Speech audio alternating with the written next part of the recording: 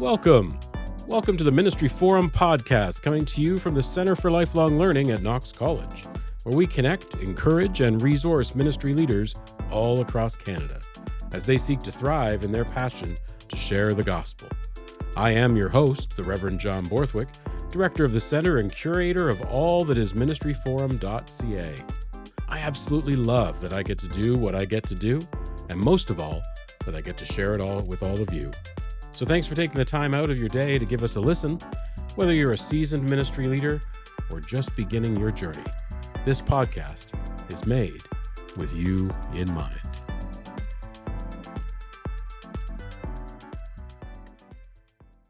Well, today you are in for a treat. We've got one of our crosscast episodes. I'm not sure if that's what they call them, but I like calling them a crosscast. Over the summer of 2024, I was delighted to be invited to be a guest on Strays, Orphans, and Exiles, a podcast of Two Rivers Church in Guelph, where their mission is inviting all to come alive in Christ. They do this through inhabiting vibrant micro-communities within an integrated network to participate in God's mission. For followers of Ministry Forum, you may remember some of the representatives from this church at our Creative Ways 2024 conference held in June at Laurier University. It was there where Peter and Ian, the technical producer and the host of the podcast, along with the fellow Two Rivers member David Cupp, hosted a panel discussion about their experience in this decade-long ministry that has existed very well without a church building. Now, not surprisingly, we talked so much that they had to split our recording into 2 episodes. And I thought a way of encouraging you all to check out their podcast that I'd let you listen to part 1 of Ministry Forum's guest spot on Strays, Orphans, and Exiles.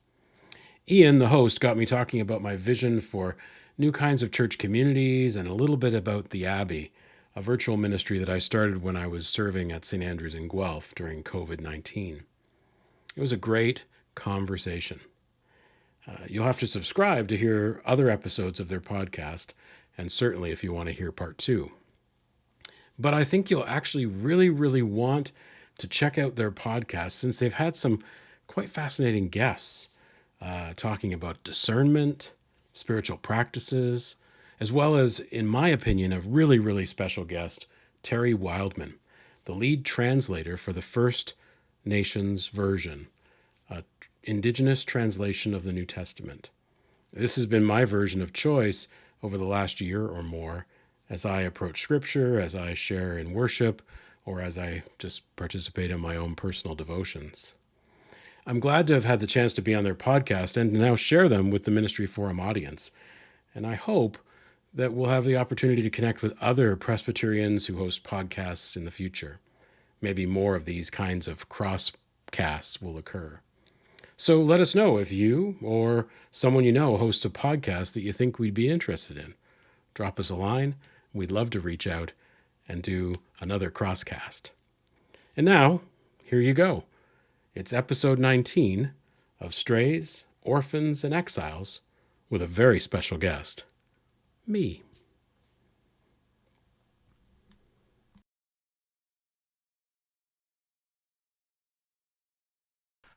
I think what we're really seeing is the notion that Jesus talked about around the body of Christ. So it's a body. It's all the different pieces and parts of the body. So a living room for some people is going to be an amazing, intimate way of engaging with the gospel message. For other people, some massive cathedral is going to be the way that they engage in that. And they would never want to do living room. And there's people in living room who'd never want to do cathedral. And what we're really going to need in the church of the future is all these different iterations of what being church is.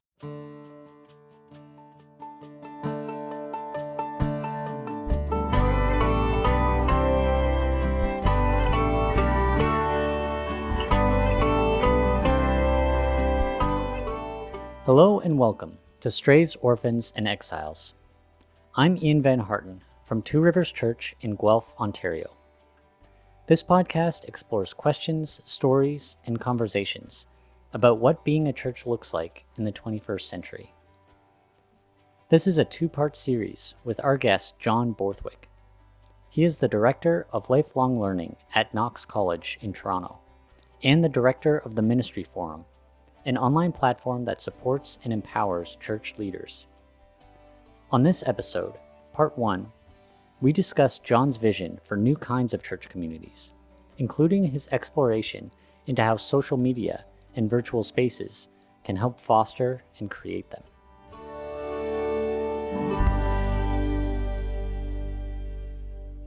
Hey, John Borthwick. Hey, Welcome to the podcast. it's an awesome opportunity to be with you. So do you want to kick us off and just tell us a little bit about who you are and how you're connected with Two Rivers? Sure. So I'm John Borthwick. I am the director of the Center for Lifelong Learning at Knox College, the curator of something called ministryforum.ca. And this role I came into we're almost at a 1-year anniversary. So it started in August of last year with Knox College. But for about 21 years before that, I started in ministry at St. Andrew's in Guelph and have served that community for almost 21 years. Before that, I was at Rexdale Presbyterian Church, ordained and inducted into that congregation in Toronto. And I guess the connection with Two Rivers started a really, really, really long time ago, in the sense that I met Glenn Soderholm probably, 23, 24 years ago. We used to get together for breakfast at a little place called the Mohawk Inn off the 401, along with another minister, and when he was serving in Campbellville. And so when Glenn came to, I guess, how did that happen? Glenn came to be in our presbytery and started Two Rivers as a ministry maybe 10 years ago now. And so I was a part of those conversations and encouraging him to do that kind of thing. Yeah.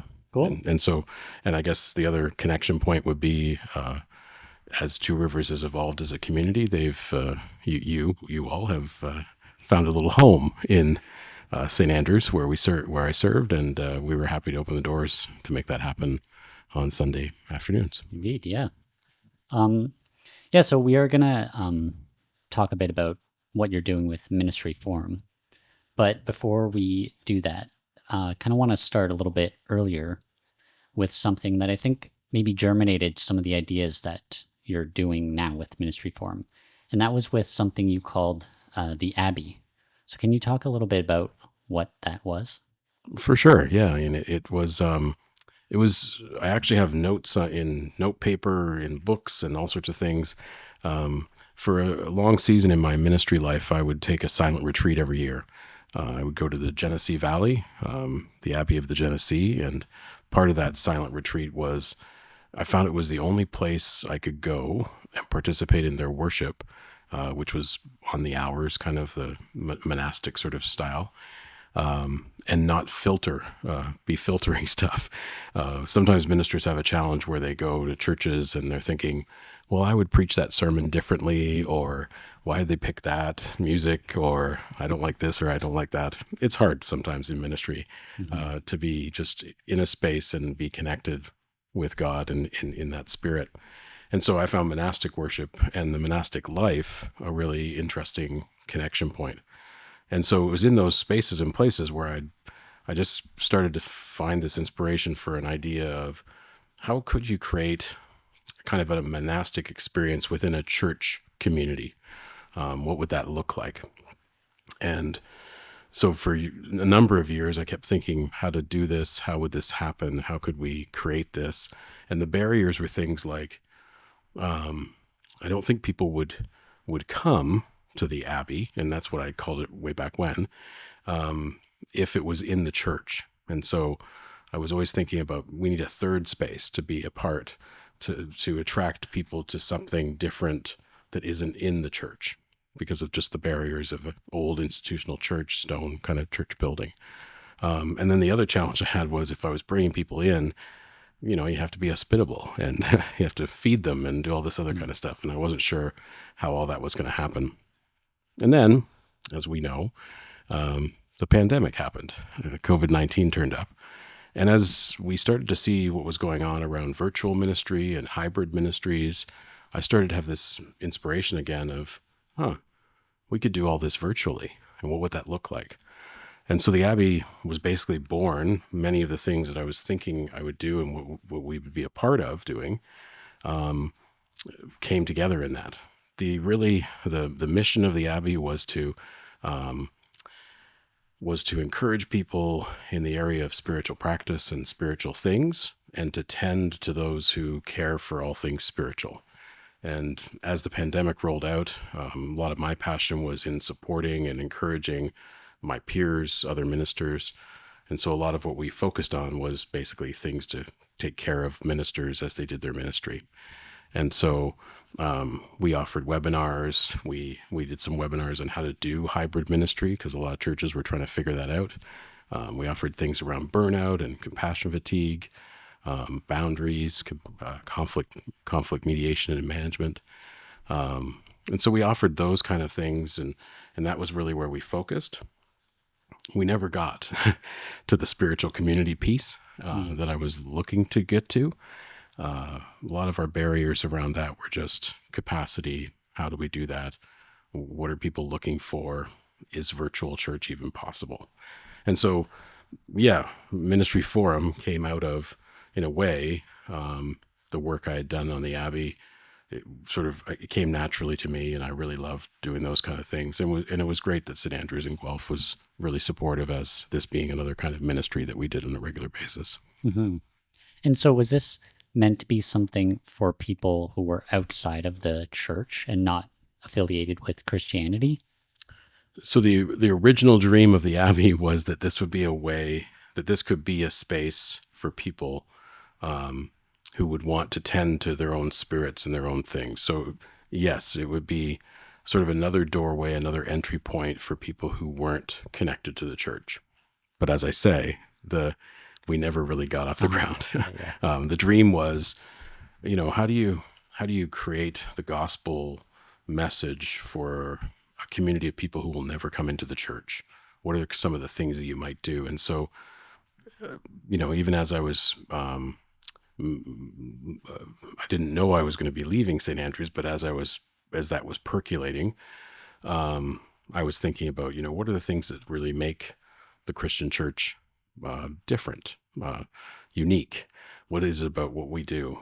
And the two areas I was really leaning into we're a community that still believes that reading an ancient book is meaningful and life transforming and all those kind of things. And we're a community that prays.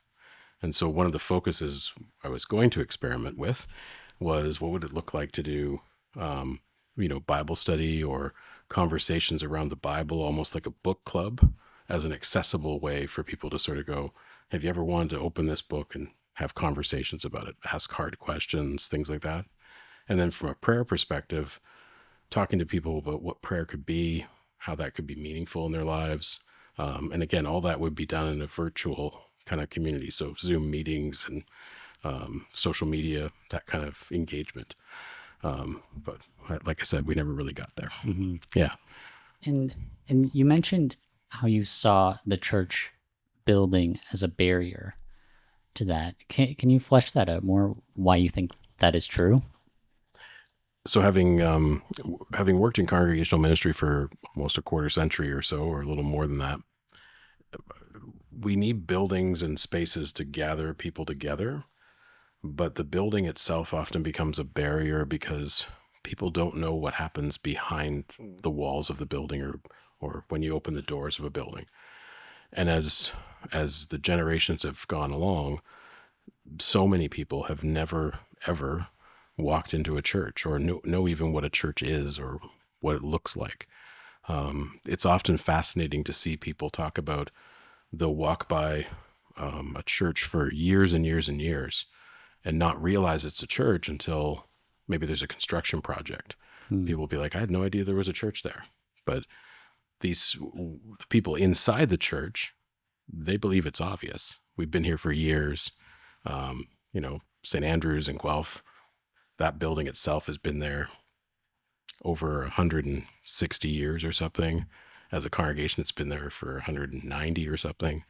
So there's an assumption that people just know we're here and all you got to do is come.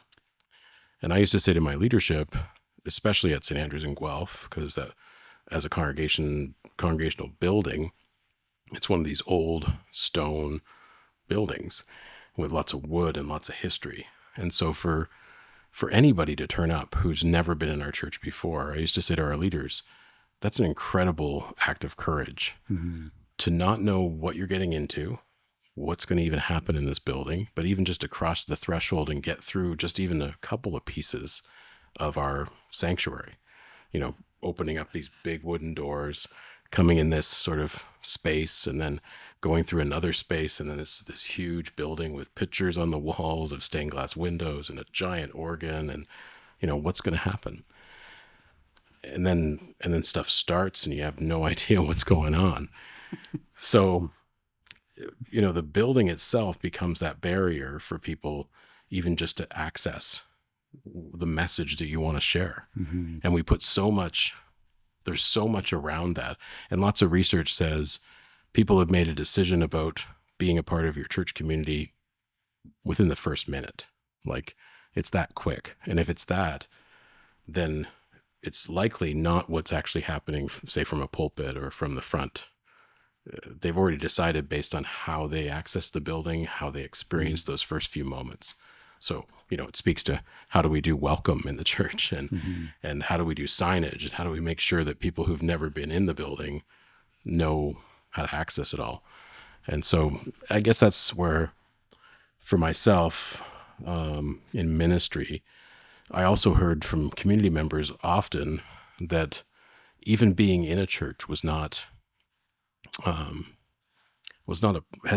didn't have positive memories for them, or there was a lot of baggage to just accessing or being a part of a church building. And so those were some of the reasons why, if we could take all that away and just be able to access the message in a pure sort of, you don't have to worry about all these trappings, just turn up on a Zoom link and let's open a book and let's have a chat.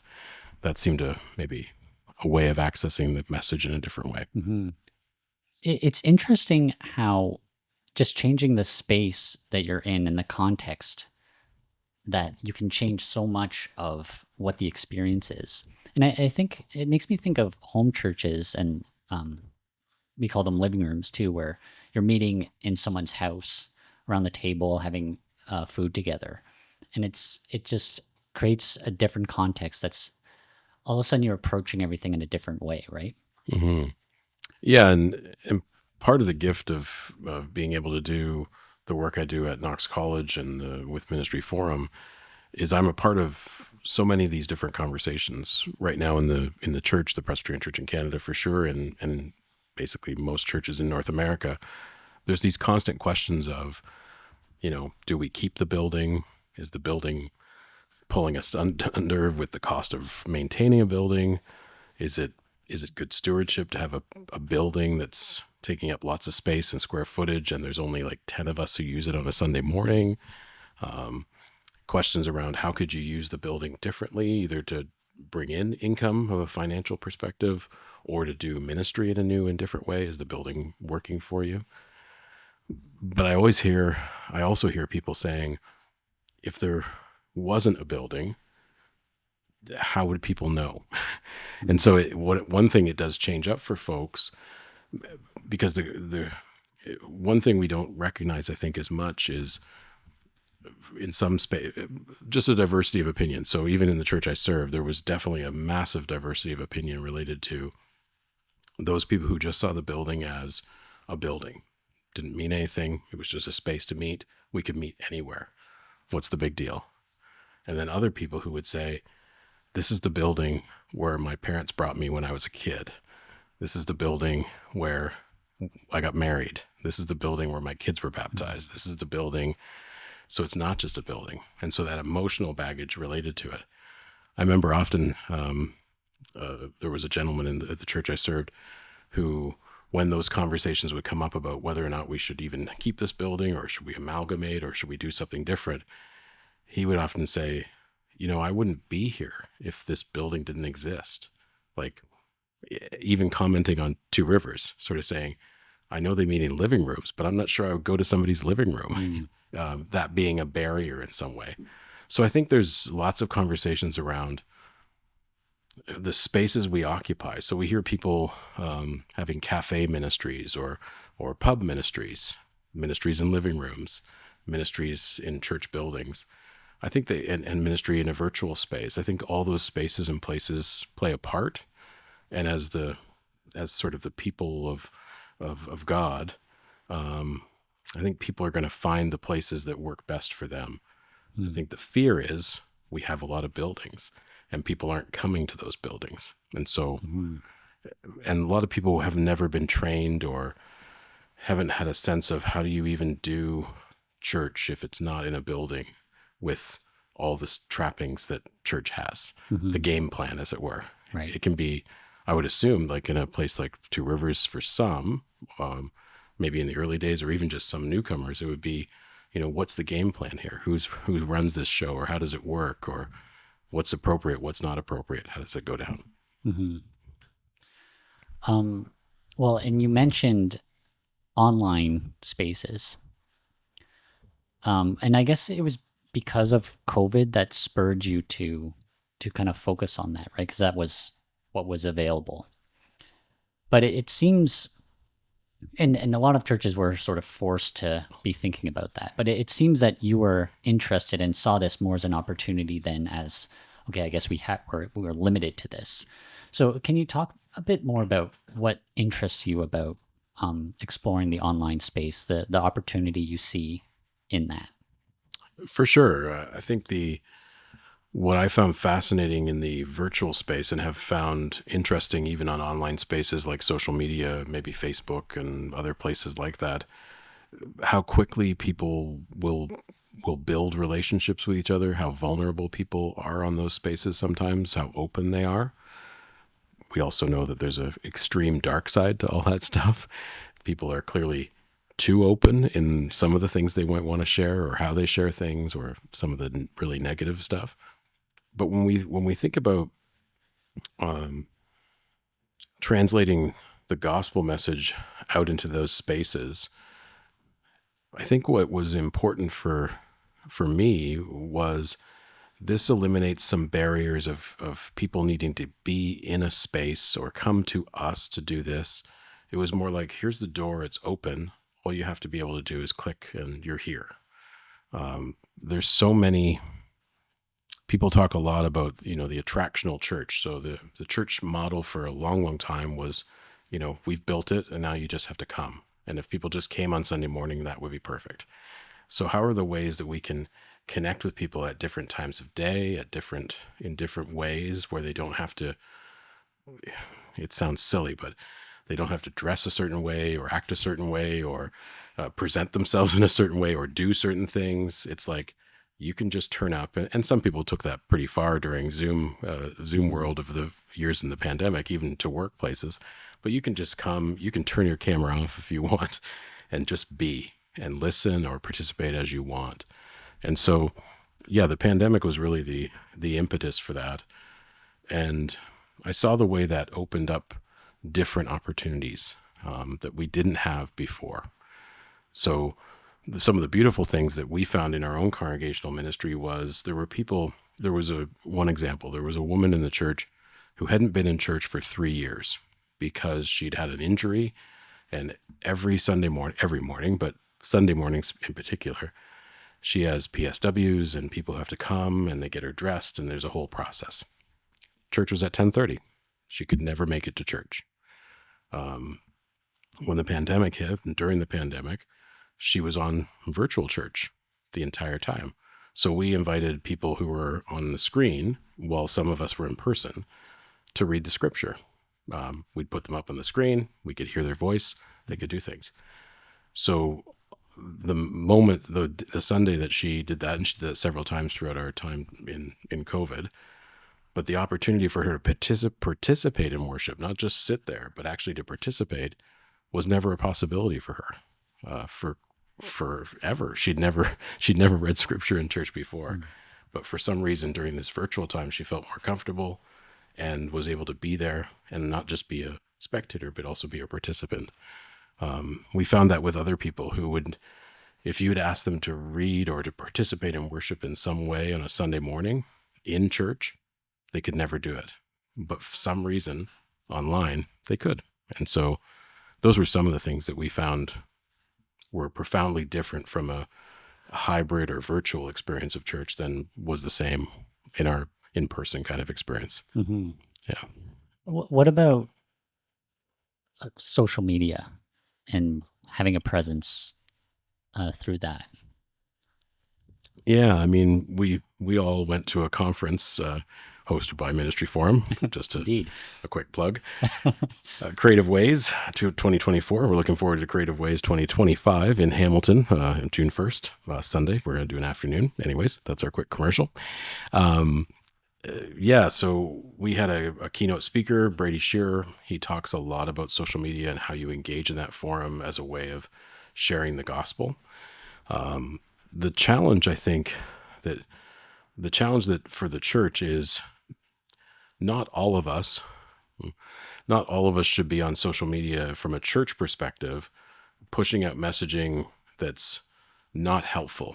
So let me explain. So most times when churches get on social media, so let's go with some basics. So Facebook or Instagram, the way social media is designed is not as just an advertisement that it's all about you. And so what most churches put out there is come to Sunday morning worship, come to our event. This event's happening. Come. It's all about you, again, the attractional model. Or it's all about themselves, celebrating, we did this, we did that, we're doing this, look at pictures of us, we did these things. And social media is not designed that way. Social media is designed to be relational. And so people, if they're going to engage in social media and be a presence, a Christian gospel presence out in social media, need to make sure that they're actually trying to build relationships with people and actually amplifying other people, amplifying other things, telling stories about other stuff, celebrating other things that are happening. This is not to toot my horn, but I got onto Twitter when Twitter was pure and beautiful and just a lovely space. It was just a beautiful space in the city of Guelph. And when I got on there, I just did what I did. I would talk about other folks that were doing great things, or I'd celebrate other people, or I would connect relationally. I built so many just in the city of Guelph. So not using social media to reach the world, but using social media to reach my neighborhood. I began to have like coffee meetups with people I met on Twitter. I'd be out in the community and someone would be like, I know you from somewhere. Where do I know you from? I said, I think it's Twitter. And they're like, yeah. And what people said to me, at least how I presented on Twitter, because I didn't hide that I was a minister. They said what they appreciated about me was that it wasn't all about me. Like you would mention your church sometimes, but most of the time you were like, look what's going on here, celebrating with this person, what's happening in their lives, telling stories, amplifying stuff, retweeting things that were more positive and putting out a good and positive message out into the world. And so those became relationships. There is a story of one guy, it's not a huge, massive success, but one guy who's an elder at St. Andrew's, Guelph. He came during the pandemic, and he says he'll tell this story to almost anybody. He came because he connected with me on Twitter. And when the pandemic came, he was looking for a space to be. And he's on our tech team. He's an elder at our church now.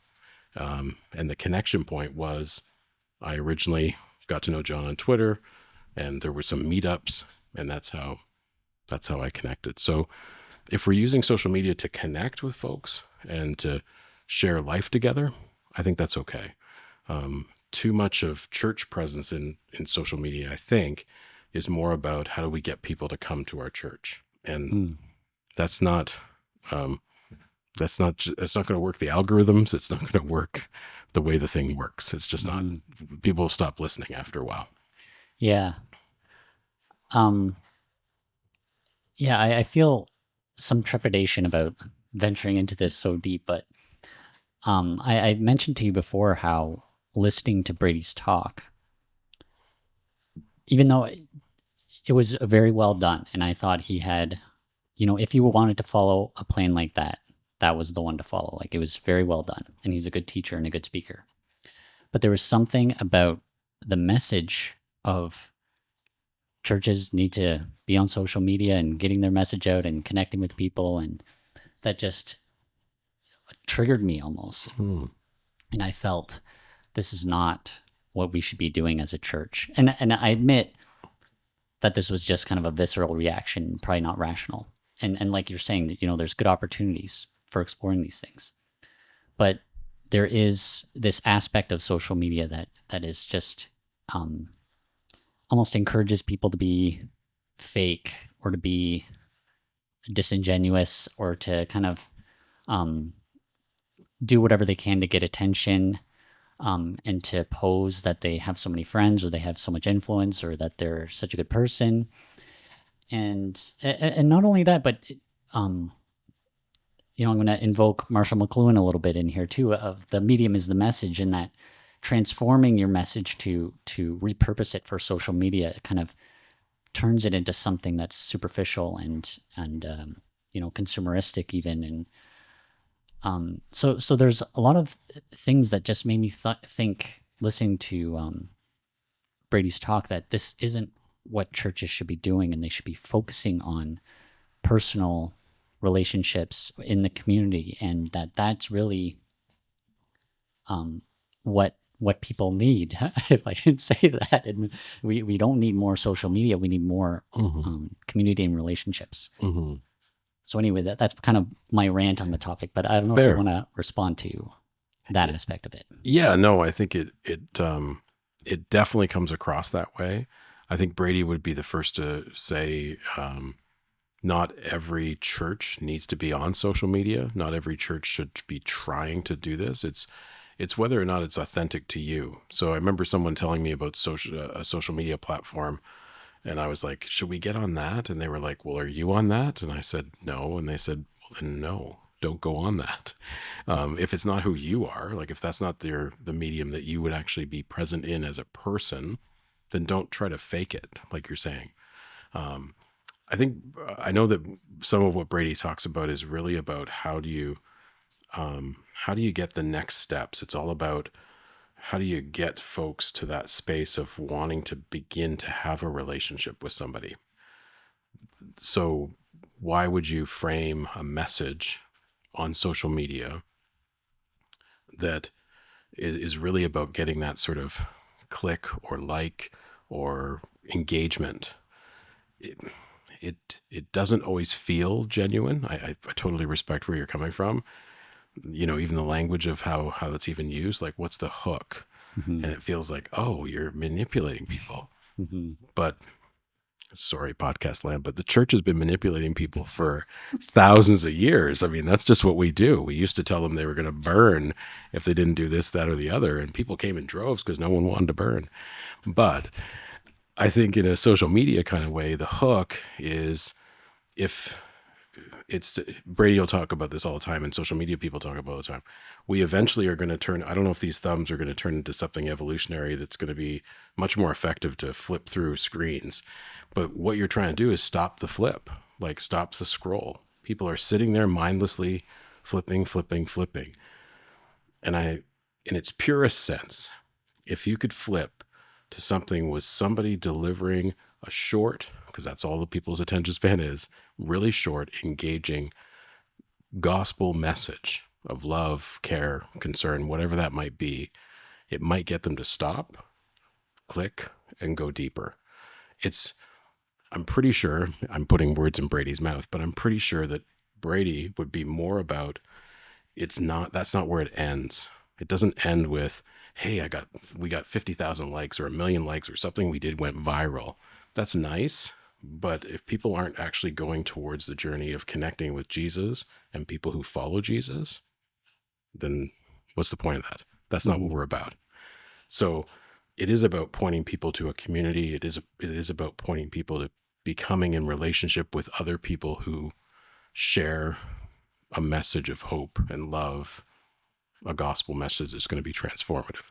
But I totally get you. It's all of it feels really kind of manipulative, kind of that somehow, and I think that's what some people get caught up in. They're too worried. So they're too worried about creating the right thing that's going to get people to follow them or get more likes, or somehow we're going to have more attention. People can see right through that. No one wants that. And we've seen that in other iterations that weren't social media. You know, you're just trying to, what is this? Like, it's not genuine. It's not authentic. So it is creating, it is in a world of social media that is pretty dark and pretty negative and pretty conflictual. If people who follow Jesus can put some more stuff that's, because there's lots of people who follow Jesus that put out stuff on social media that may not be a message of love and grace and concern and justice and things like that. If there can be more people online doing that, maybe that can balance out a bit of the other kind of messaging. And as we know with algorithms, once you click on that or once you stop on that, maybe you're going to get the next one that's connected in some way to that similar. And that's, you're going to start hearing a message that's different, hearing a story that's different, a way of seeing the world even. Yeah, it's interesting. It kind of comes back to what we were talking about, the context and the space of a church, and how changing that context really changes and reshapes what the experience of church is. And that exploring the online space is really putting us in unknown territory. We really don't know what does church look like on the internet, I guess. And we're just kind of figuring that out. So funny enough, when I was, I saw something today from a guy named Ryan Burge. He does a bunch of stats and things related to basically, what's his thing called? Religious graphs, or graphs for religion. He's a statistician and a guy in the U.S. who does research on church and religion. And so he creates lots of cool stuff. Brady Shearer happened to have him on his podcast recently, just a day or so ago. And the one stat they were drilling down on was, is everyone going to virtual church? And since we had our conversation before, and this has been ever present in my mind, Ryan said in the U.S., the stats are that 5% of people are actually going to church virtually. Just 5%. Most people, the majority of people, still want, if they're going to experience church, they want to do that in an in-person kind of way. And so that's interesting. If you follow the data, it's actually showing us that while we think everybody left and went virtual, that might not be the case. But what is the case, and what Brady again talked about, and what Ryan talked about, and I've read in other spaces and places, is I think churches still need to be really intentional about how they use that virtual space. So some churches did it during the pandemic and then turned it off once the pandemic was sort of over for them. Some churches never did it, made intentional decisions saying, yeah, we can't meet in person. We won't do it this way. We're not going to do the virtual thing and everything else. Some churches have continued to provide a hybrid option. So there's a virtual space and there's an in-person community. You have to be really intentional about how you do that to make sure that you don't have to. I think you do if you really want to do it well, that the virtual community still feels a part of in some way, that they're still connected either with each other as a virtual community or with somehow the people that are in the pews.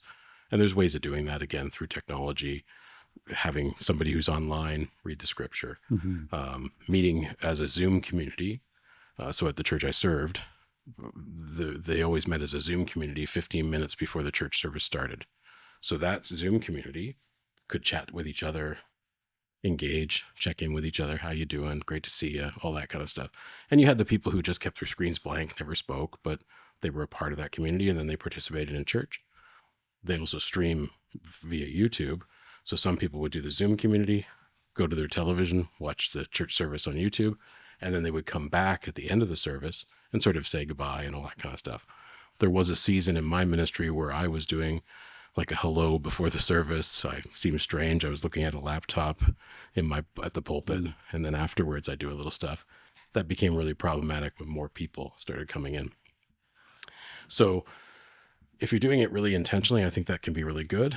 But you can also, if you're just providing it for people from an accessibility standpoint, I think it's a beautiful thing. If you can have a live stream that people can tune in and feel a part of, that can be helpful.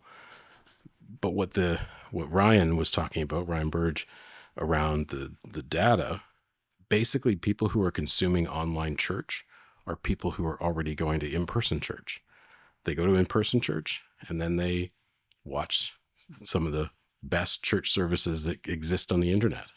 So from a resources perspective, or from a intentionality perspective, there's lots of churches that shouldn't spend a ton of money or a ton of time on creating an online virtual church. That's just not, they don't have the skills, the gifts, the investment, the money, all the things to make the big show, because that's what some people are looking for from an online church. The data also shows that online experience, people are saying, isn't the same as an in-person one. I think there's still some people that would say online experience is good enough for them, I guess might be the way of grasping it. And maybe that's where we can land. Because some people will argue, we had arguments all through the pandemic. In-person is the only real church. Like, you're not in real church if you're not in person. And I wouldn't want to discount someone's experience saying, no, I actually connect with, this is my church home. I can't be there physically or don't want to be there physically, but I feel connected to the church through this. You just, again, have to think about the intentionality around some of that. But whether in person, whether in a stone building, whether in someone's living room, I think what we're really seeing is the notion that Jesus talked about around the body of Christ. So it's a body.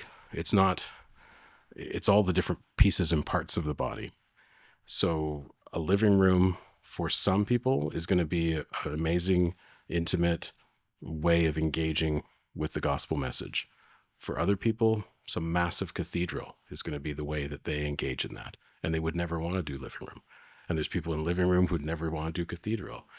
So I think it's thinking through and celebrating, and what we're really going to need in the church of the future is all these different iterations of what being church is.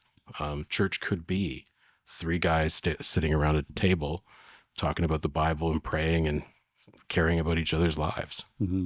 That's church. So at some point, someone defined church as your only, and even our denomination, the Presbyterian Church in Canada, has some definitions of what churches are. You're not a real church unless you have a leadership that's called a session. You're not a real church unless you have, for some people, unless you have a building. When are you going to be a real church? And I'm sure, possibly, I know Glenn has heard some of those stories just around what he's been doing with Two Rivers for years. Some people will be like, oh, when are you going to start a real church? It's like, we're doing church and we've been doing it okay. Yeah. We're fine.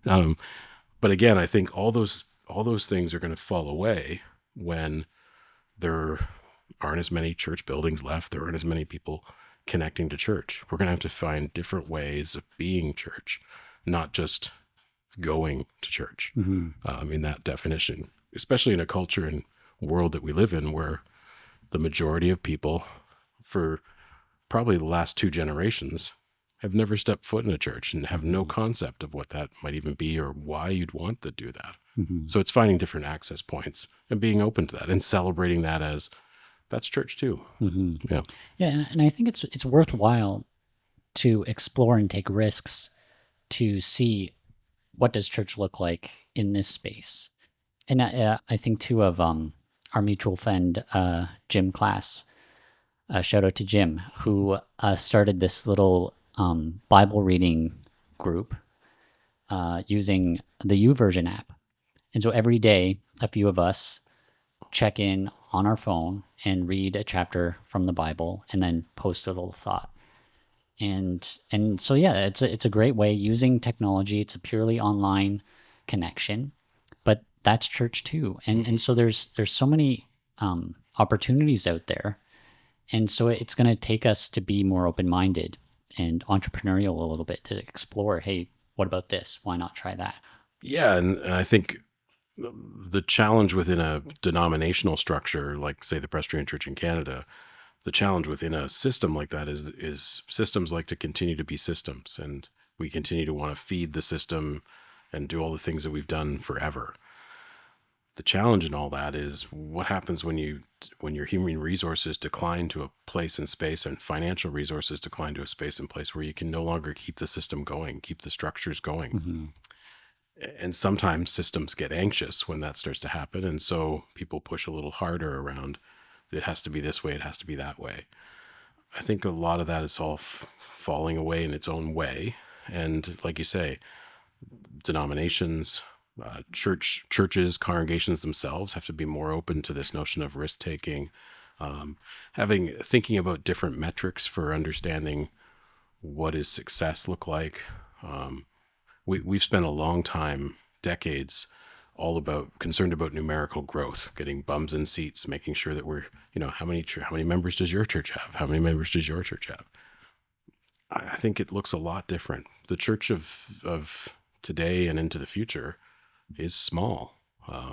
It's nimble. It's freed from a lot of those trappings. The challenge around some of that comes around, things like accountability, like who's overseeing or who's looking out for these little structures that exist, and do they need that? Maybe they don't, but in some spaces and places they might. And so how do we be church in a different way that can celebrate those things, but also not be so fixated on what the metrics used to be? Because again, the metrics are really driven by things like, if we want to be a real church, we have to have a full-time paid minister. Well, these things that I'm talking about, I'm sorry, like the three of us probably can't afford to pay a full-time salary for somebody to teach us about the Bible. And then we also have to let go of things like, well, only certain people could perhaps teach us about the Bible, or preach sermons, or lead us in worship, or pray. And that pulls apart all the structures that we, for a long time, have thought is the only way. And so that becomes a challenge and a barrier along the way, but I think a real opportunity as well. Thanks for joining us today on the Ministry Forum podcast. We hope today's episode resonated with you and sparked your curiosity. Remember, you're not alone in your ministry journey. We're at the other end of some form of technology, and our team is committed to working hard to support your ministry every step of the way. If you enjoyed today's episode, tell your friends, your family, your colleagues. Tell someone. Please don't keep us a secret. And of course, please subscribe, rate, and leave a review in the places you listen to podcasts. Your feedback helps us reach more ministry leaders just like you. And honestly, it reminds us that we're not alone either. And don't forget to follow us on social media at Ministry Forum on all of our channels. You can visit our website at ministryforum.ca for more resources, keeping up with upcoming events, and ways to connect with our growing community. Until next time, may God's strength and courage be yours in all that you do. May you be fearless, not reckless, and may you be well in body, mind, and spirit, and may you be